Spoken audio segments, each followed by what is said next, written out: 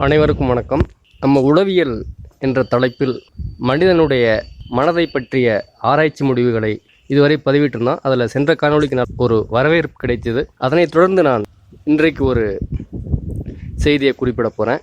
சென்ற காணொளியாக நாம் எதை பார்த்தோம் அப்படின்னா, மனித மனதின் இரு நிலைகளை பற்றியும் அது எப்படி பிளவுபடுது அப்படிங்கிறத பற்றியும் பார்த்தோம். அதில் நனவிலி மனம் என்கிற அன்கான்ஷியஸ் மைண்ட் என்று ஆங்கிலத்தில் அழைக்கக்கூடிய அந்த நனவிலி மனதில் எது போன்ற எண்ணங்கள் குடிகொண்டு மனித மனதை பிளவுபடுத்துகின்றது, எது போன்ற எண்ணங்கள் குடிகொண்டு ஒரு மனிதனை ஆட்டி படைக்கின்றது என்பதை பற்றி பார்த்தோம். அதில் பாலியல் சார்ந்த எண்ணங்கள் தான் அதிகமாக ஒரு மனிதனை ஆட்டி படைக்குதுன்னு பார்த்தோம்.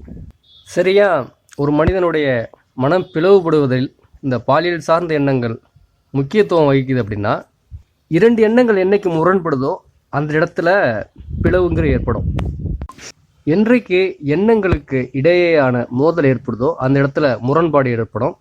அப்படி முரண்பாடு ஏற்பட்டுச்சுன்னா அந்த எண்ணங்களுக்கு இடையில் பிளவு ஏற்படும். இதுதான் இந்த பாலியல் சார்ந்த எண்ணங்களுக்கும் மற்ற எண்ணங்களுக்கும் இடையே பிளவை ஏற்படுத்துகிறது. சரி, இந்த பாலியல் சார்ந்த எண்ணங்கள் எதனால் முரண்படுது மற்ற எண்ணங்களுக்குள் அப்படின்னா, எடுத்துக்காட்டு இந்த பாலியல் சார்ந்த உணர்ச்சிகள், எண்ணங்கள், இவைகளை பொதுவாக எளிதில் வெளிப்படுத்த முடியாது ஒரு மனிதனால்.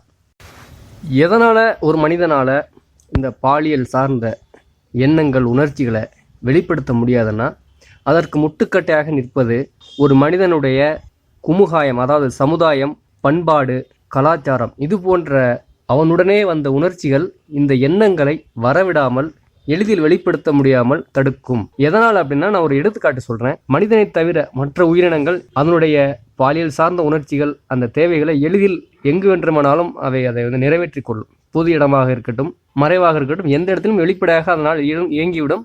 அதனால் அந்த உணர்ச்சிகளுக்கு அவ்வளவு வலிமை இருக்காது, எளிதில் வெளிப்படுத்திடும். ஆனால் மனிதனுக்கு ஒரு பொது வெளியில் அவனுடைய பாலியல் தேவைகளையும் உணர்ச்சிகளையும் வெளிப்படுத்த முடியாது.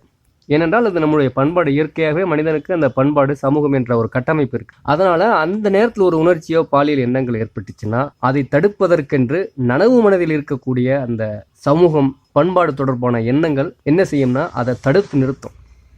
தடுத்து நிறுத்தும் பொழுது இரண்டு எண்ணங்களுக்கு இடையிலான மோதல் ஏற்படும். மோதல் ஏற்படும் போது என்ன ஆகும்னா, இந்த நனவு எண்ணங்கள் அதை அழுத்தத்திற்கு ஏற்படுத்தும். அதை தான் சிக்மண்ட் ஃப்ராய்ட் எப்படி குறிப்பிடுறாருன்னா, அமுக்கம், அதாவது ஆங்கிலத்தில் ரெப்ரஷன் சொல்லுவாங்க.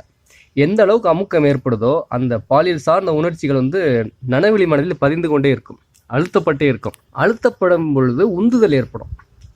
உந்துதல் ஏற்படும் பொழுதுதான் அது அதிகமான ஆற்றலை பெறும். எந்த எண்ணங்கள் அதிகமாக அழுத்தப்படுகிறதோ அதற்கு அதிகமான ஆற்றல் ஏற்படும்.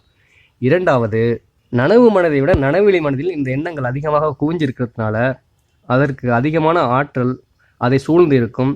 இன்னொன்று என்னவென்றால், இயற்கையாகவே ஒரு மனிதனுக்கு பசி, நீர்விடாய், நீர்விடாய்னா தாகம்னு சொல்லுவாங்க சமஸ்கிருதத்தில், தமிழில் நீர்விடாய்ன்னு சொல்லணும். அந்த தாகம் இவையெல்லாம் இயற்கையாகவே ஒரு மனிதனுடைய உடலுக்கு தேவையான ஒரு உடல் தேவைகள்னு சொல்லலாம். இதை எளிதில் சொல்கிறேன்னா, அதே போல் பாலியல் சார்ந்த உணர்ச்சிகள், எண்ணங்களும் ஒரு மனிதனுக்கு இயற்கையான தேவைகள். இப்போ நம்ம பசியையோ நீர்விடாயையோ நம்மளால் கட்டுப்படுத்த முடியாது. கட்டுப்படுத்தணும்னாலும் அதுவுமே ஒரு முரண்பட்ட எண்ணத்தை தோற்றுவிச்சு அதுவுமே நம்மளுடைய மனசில் பாதிப்பு ஏற்படுத்தும். அதனால தான் பசி வரும்போது உணவை சாப்பிடணும், அதே போல் நீரை குடிக்கணும். அதே போல் தான் பாலியல் சார்ந்த எண்ணங்களும் இயற்கை தேவை என்பதால் அவற்றையும் நாம் நிறைவேற்றி விட வேண்டும். பசி, நீர்விடாய், இதை விட இந்த பாலியல் சார்ந்த எண்ணங்களுக்கு ஆற்றல் அதிகம். மற்ற இரண்டை விட இதுக்கு ஆற்றல் அதிகம். அதனால் இதை நம்ம வெளிப்படுத்தாமல் இருக்கும் பொழுது அது அதிகமான உந்துதல் ஏற்படும். உந்துதல் ஏற்படும் பொழுது நம்முடைய இந்த சமூகம், பண்பாடு சார்ந்த எண்ணங்களை அதை அழுத்தத்திற்கு உட்படுத்தி மிகப்பெரிய பின்விளைவுகளை நம்மளுடைய மனசில் ஏற்படுத்தும். இந்த பாலியல் சார்ந்த எண்ணங்கள் இயற்கையான தேவை என்பதை மீறி இன்னொன்று, நம்முடைய உலகத்தில் இருக்கக்கூடிய மற்ற உயிரினங்களை விட மனிதனுக்கு மட்டும் இந்த பாலியல் சார்ந்த எண்ணங்கள் உள்ளத்துக்குள்ளேயே நிகழுமா. இப்போ எடுத்துக்காட்டுக்கு, உயிரினங்களுக்கு தேவைகளால் அந்த பாலியல் தேவையை நிறைவேற்றி கொண்டு அவை விலகிவிடும். ஆனால் மனிதனுக்கு அந்த பாலியல் உணர்ச்சிகள் உள்ளத்துக்குள்ளேயே ஏற்படுமா. ஒரு மனிதன் எண்ணத்துக்குள்ளேயே அந்த பாலியல் சார்ந்த உணர்ச்சிகளை வெளிப்படுத்தி கொள்வான். அவனுக்குள்ளேயே ஒரு கற்பனையான ஒரு எண்ணங்களை வைத்துக்கொண்டு அந்த பாலியல் உணர்ச்சிகள் மேலும் மேலும் வலுப்படுத்துவானா. அதை மற்ற விலங்குகளை விட மனிதனுக்கு பாலியல் உணர்ச்சிகள் அதிகம். நிறைய பேர் என்ன சொல்லுவாங்கன்னா, விலங்கு போல செயல்படுறமாங்க. மற்ற விலங்குகளை விட மனிதனுக்கு 2 வகையான பாலியல் உணர்ச்சிகள் இருக்குது. ஒன்று உடல் சார்ந்தது, இன்னொன்று உள்ளம் சார்ந்தது. மனிதனுக்கு உடல் சார்ந்த பாலியல் உணர்ச்சிகளை விட உள்ளத்துக்குள் நிகழும் பாலியல் உணர்ச்சியும் அந்த எண்ணங்களும் தான் அதிகமாக இருக்கு. ஆனால் உள்ளத்திற்குள் எழும் அந்த பாலியல் எண்ணங்களும் உணர்ச்சிகளும் புறத்தான உடலை வைத்துதான் அவற்றை நிறைவேற்றிக் கொள்ள முடியும்.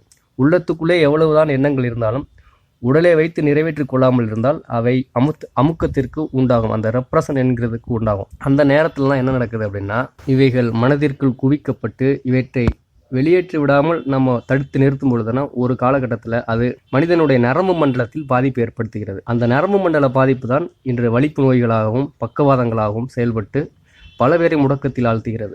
இந்த பாலியல் சார்ந்த எண்ணங்களுக்கு லிபிடோ என்ற ஒரு ஆற்றல் மூலம் நம் உள்ளத்தில் இருந்து கொண்டு அவற்றிற்கான விசையை கொடுத்து கொண்டே இருக்கிறது. அந்த லிபிடோ என்ற சொல் என்ன சொல்லுன்னா, அது லத்தீன சொல். லத்தீன் மொழியில் லிபிடோ அப்படின்னா வேட்கைன்னு பொருள்படும். ஆங்கிலத்தில் டிசைர்னு சொல்லுவாங்க, அதாவது பாலியல் வேட்கை, செக்ஸுவல் டிசைர்.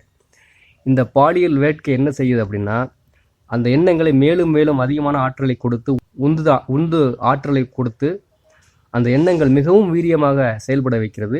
இந்த எண்ணங்கள் செயல்பட விடாமல் நம்முடைய நனவு மனம், அதாவது கான்சியஸ் மைண்ட் என்ன செய்யுதுன்னா, அது அமுக்கத்துக்கு உண்டாக்குது.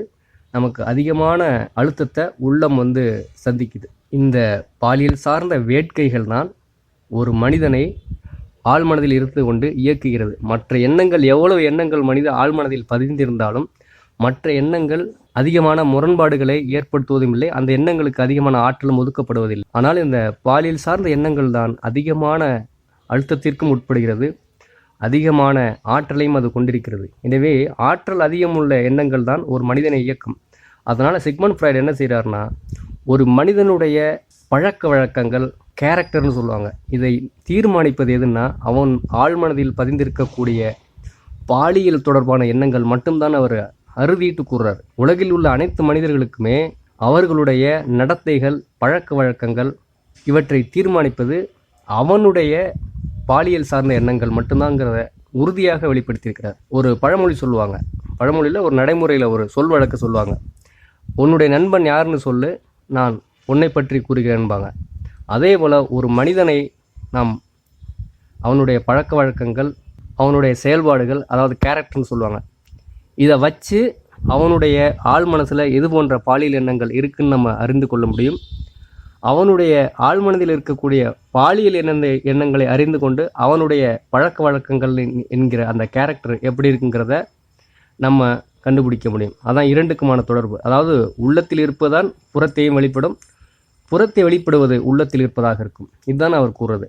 எனவே இந்த பாலியல் சார்ந்த எண்ணங்கள் தான் ஒரு மனிதனை கட்டமைக்குங்கிற ஒரு ஆராய்ச்சி முடிவை சிக்மண்ட் ஃப்ராய்டு தெளிவாக எடுத்துரைக்கிறார்.